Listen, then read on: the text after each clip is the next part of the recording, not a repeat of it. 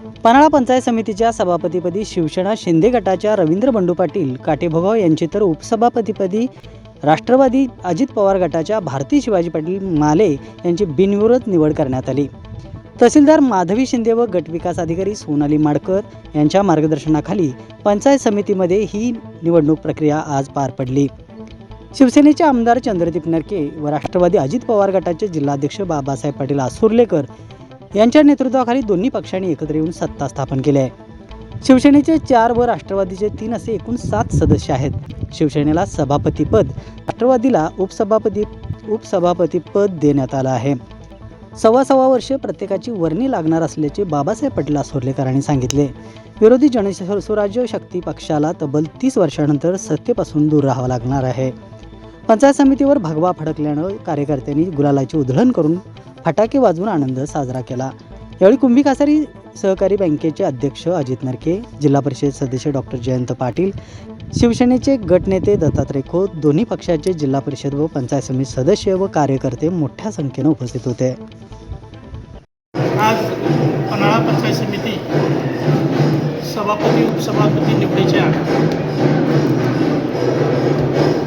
तारीख आज डिक्लेअर झाली आणि या तारखेच्या अनुषंगानं माननीय हिंदू हृदय सम्राट वंदनीय बाळासाहेब ठाकरे तसेच धर्मवीर आनंद दिघे साहेब, राज्याचे नेते आदरणीय कैलासवासी अजितदादा पवार साहेब, तसेच पन्हाळा बावड्याचे बुलंद आवाज कैलासवासी माजी आमदार यशवंतदादा यांच्या स्मृतीला उजाळा देऊन मी वंदन करतो की आज पन्हाळा पंचायत समितीच्या सभापतीपदी माझी सर्व नेत्यांनी विश्वास ठेवून निवड केली। त्याबद्दल आमचे नेते आदरणीय आमदार चंद्रदीप नरके साहेब यांना धन्यवाद देतो। या निवडी साकार करण्यासाठी आम्हाला राष्ट्रवादी अजित पवार गट पक्षाचे जिल्हाध्यक्ष माननीय बाबासाहेब पाटील आसुर्लेकर, तसेच डॉक्टर जयंत पाटील, तसेच अजित नरके साहेब, तसेच तालुक्यातील सर्वच नेत्यांचे मोलाचे सहकार्य लाभले। या निमित्तानं मी त्यांचा आभार मानतो। या पंचायत समितीवर शिवसेना राष्ट्रवादी पक्षातर्फे इथंपर्यंत येण्यासाठी ज्येष्ठ मंत्री हसन मुश्रीफ साहेब, पालकमंत्री प्रकाश आंबेडकर साहेब, या विभागाचे खासदार धैर्यशील मानेदादा, या विभागाचे माजी आमदार सत्यजित पाटील आबा यांचे विशेष सहकार्य लाभले।